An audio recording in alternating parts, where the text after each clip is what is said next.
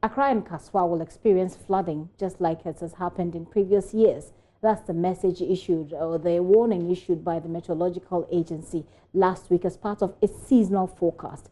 Well, the occurrence of flooding is not particularly new to Accra, except that this year we're being told we will see an increase.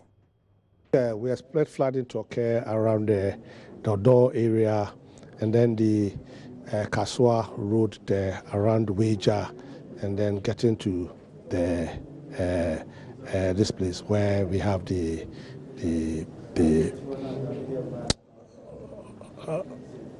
Odo area, the Kaswa place, getting to Kaswa around where the mall is, and then coming to the Kwashi area there.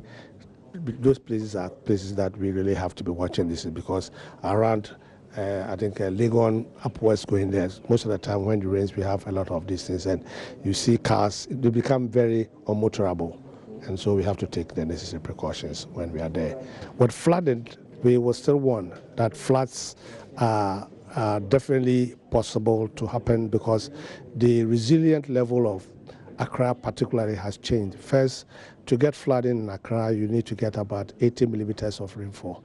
But currently now, even 30 millimeters of rainfall can cause flooding. It's all because our gutters and other things are choked because of the way we have been handling them by dumping in rubbish and other things in these gutters. And these are things that we need to avoid. And then we have to still go by the first month Saturday of with the certain gutters at the community level. If we can help with this, it will actually not help so that the water do not stand or store in these gutters to breed mosquitoes and other things, which will bring malaria and other things. That's Michael Tando. There is the Director General of the Meteorological Agency issuing that warning last week. Well, if you've not experienced flooding in Accra before, here's a taste of what happened at Accra's Kwame Nkrumah Circle area.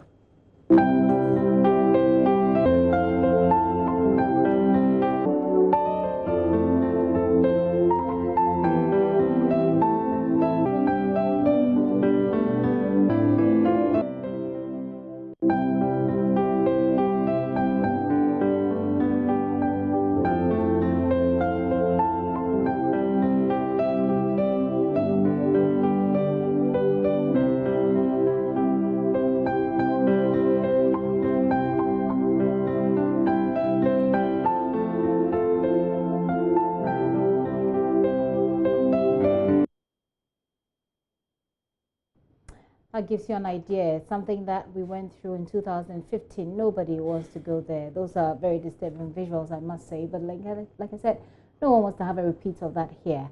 Well, those rains predicted by a meteorological agency last week have already started falling. If you look outside your window, perhaps right now, you see it's been raining today. But how prepared are we for possible flooding in Accra, Kaswa, and other parts of the country designated as flood-prone areas? That's why we've called on the National Disaster Management Organization to discuss Ghana's preparedness. I have here in the studio Richard Amoyate. He's Director of Inspectorate at the NADMO headquarters. Mr. Ayate, you're welcome. Thank you. Good afternoon to our listeners. Right. Or viewers. Did you come across any bits and pieces of pools when you're coming? Not today. Because it's just been raining. We have not received any reports of flooding. Okay, as of now. Yeah. Well, take us through the plan. NADMO always has a plan. Sometimes people criticize it because it doesn't work as we expect it to. But what is our plan? It doesn't work, but sometimes we are overwhelmed. Sometimes you're overwhelmed. Yeah. Let's go with the plan you have for us this year. Yeah, every rainy season, following the predictions from the GMET, Ghana Meteorological Service Agency, we do what we call the pre-flood programs, where we work with the district assemblies and the Ministry of Works and Housing to dredge the drainage basins and also community drains, that's the tertiary and then secondary drains. And then we also urge communities and then individuals to observe certain lifestyles that will also help them to mitigate the risk of drowning.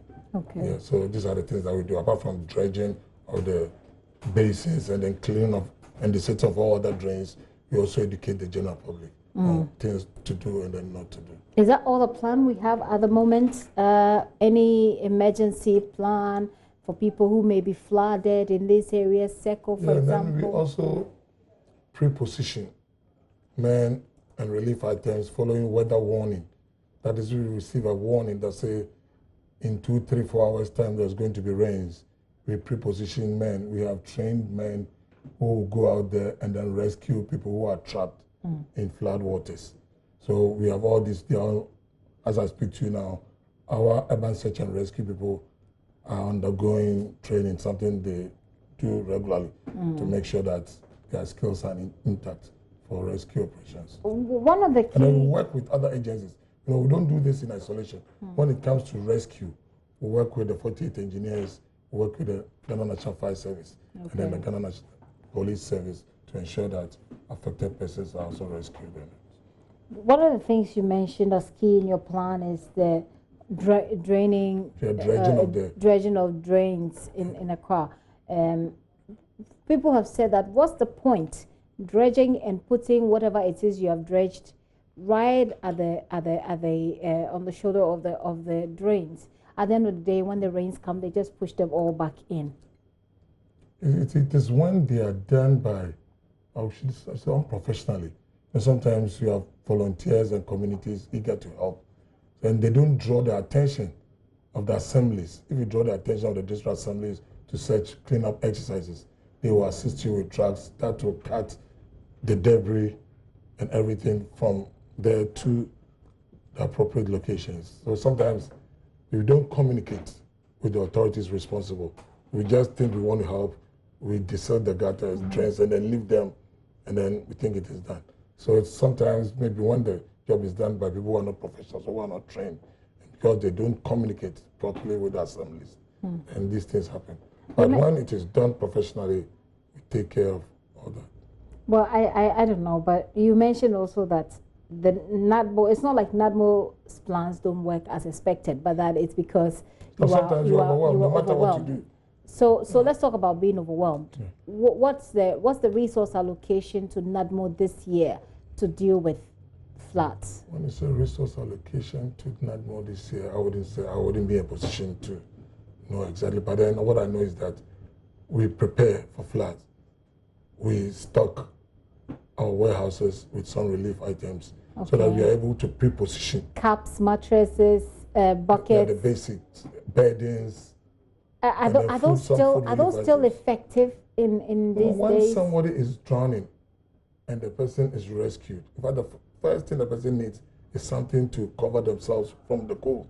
They need blankets. People have lost their beddings. They need mattresses. People have lost clothing. They need second. I mean, we cannot do it. These things are accepted internationally. There's a standard that works everywhere. I'm saying this because I want you to give us a better idea into when you say you are overwhelmed, and everybody knows this, that there aren't enough resources. What do you have at the moment as NADMO that will help deal with? The point I'm trying to make is that when there are floods, it doesn't mean that somebody did not do their job. Sometimes you do your job, you do exactly what you have to do, but the sheer volumes of rain will overwhelm the drains that are available. That means you didn't. That means you didn't plan properly, because we know the flooding situation. These are things that we have experienced before, and that should give us a better idea, put us in a better position to pre-plan. Sometimes the GMET themselves are overwhelmed. They predict a certain rainfall pattern, and they are overwhelmed. So that is nature. You can't always predict nature, but we try as much as possible to work with GMET. So based on their predictions, we do what we have to do. But then, like I said, sometimes you can just be overwhelmed. Sometimes we'll understand. But we know that it's not sometimes. It's almost all the time. No, it's not all the time. That people can tell you that if you take visuals of flooding in Accra 2 years, 3 years back, you can decide not to even tell the story anymore, because the visuals will be the same. Because the people are not living, you tell people don't put garbage in the drains, and they do it.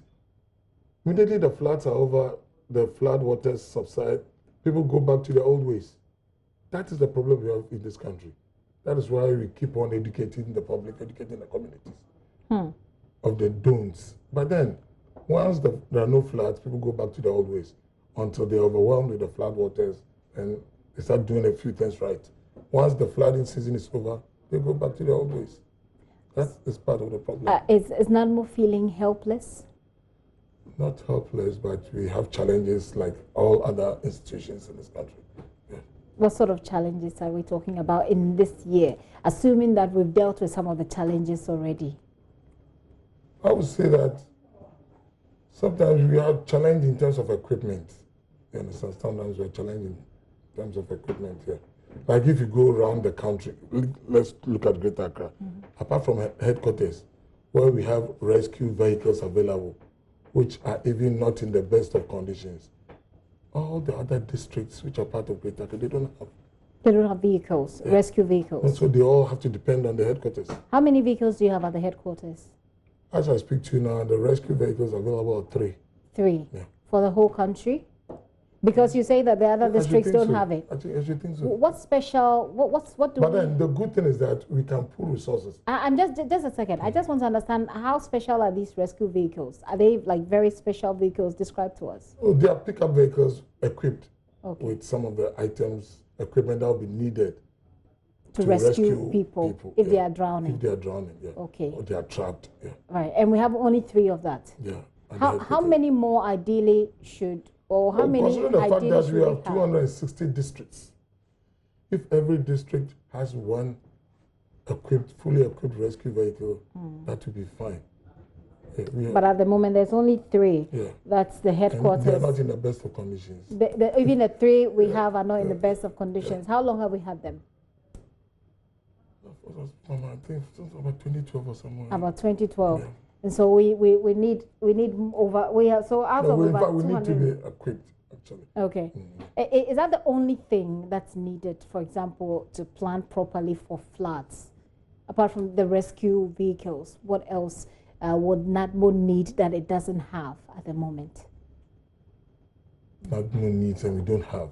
You know, like I said, all agencies are challenged in this country. We all know the conditions that, so we have to do the best with the resources available. We know the preamble. We know the preamble. Let's just deal with the specifics of the issue right now.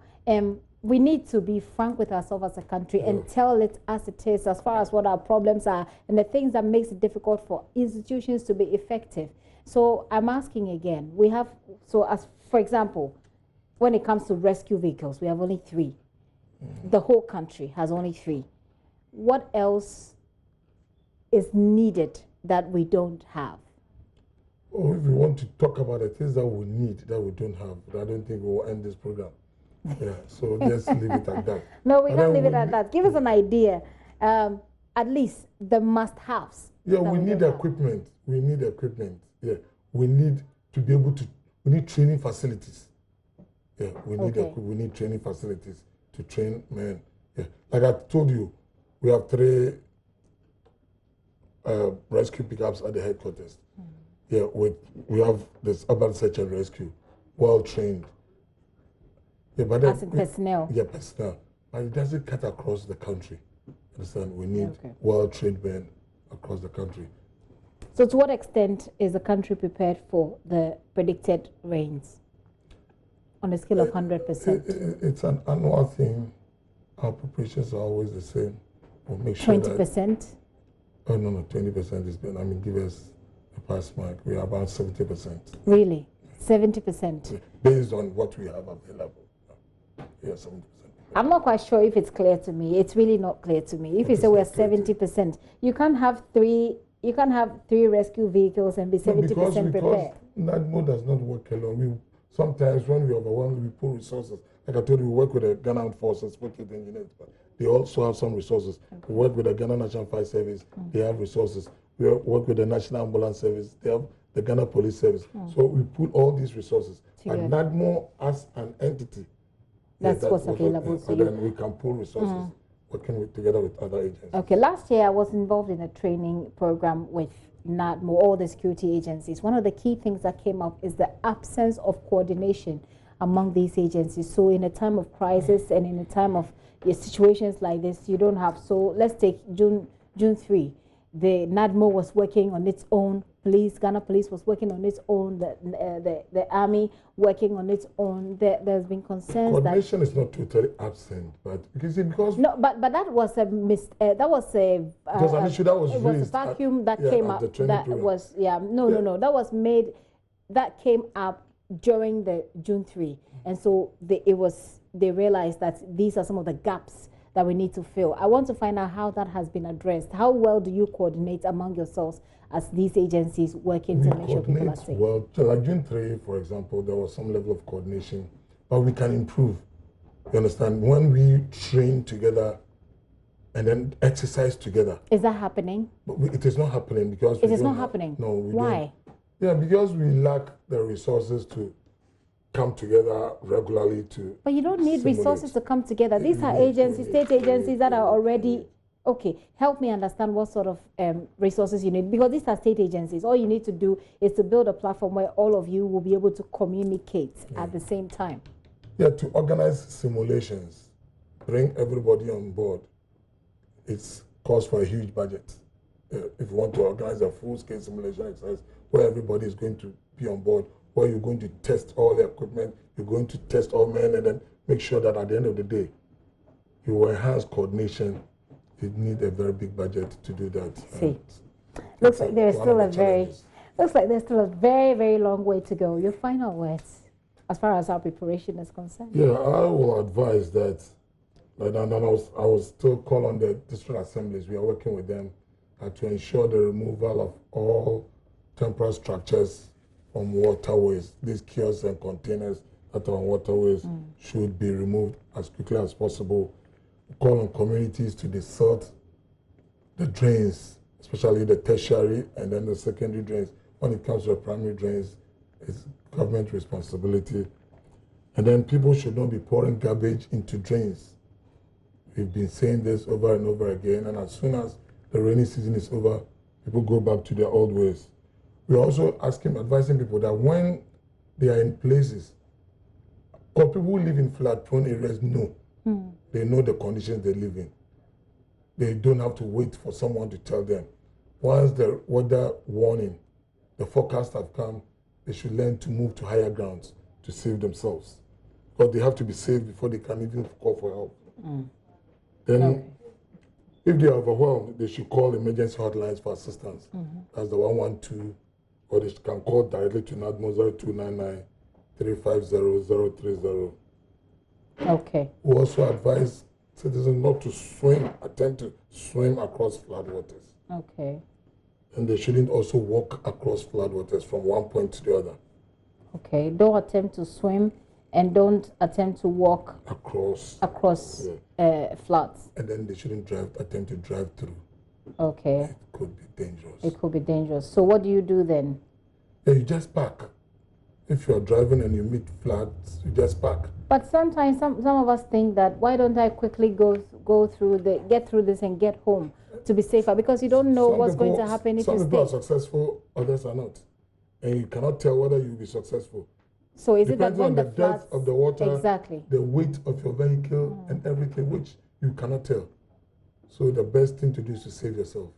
And then so you have to stay and wait. That's a difficult one. That's a difficult one. Yeah. So just a quick takeaway from what he's just said. He said, those of you who live in flood-prone areas, you've dealt with this over the years. Advise yourself and do the things that you need to do once you know that the floods are coming. He's also calling out to district assemblies to ensure the removal of temporary structures, or whether they're temporary or permanent, we don't even know. They don't have to be there in the first place. So also asking people who live in neighborhoods that have this problem to go out there, desilt your drains, change in attitudes, advise yourself and make it to higher grounds if you know you live in flood-prone areas. If you get overwhelmed, he says to call 112, which is the emergency hotline, or you can call the NADMO directly on 0299 that's NADMO, right? Yes, 0299 350 That's 0299 350 If you live in a flood-prone area, you want to take down these numbers and then give them a call if you are overwhelmed. But in case you are stuck in town, you need to get home and it starts raining, he says don't attempt to swim when the floods come up, don't attempt to drive through and don't attempt to walk through. Wait wherever you are until it subsides. But most of the time, these floodwaters, you can have reptiles, sharp objects, all in them. You attempt to swim, you attempt to walk through, and you get hurt. Or you get bitten by a snake or anything.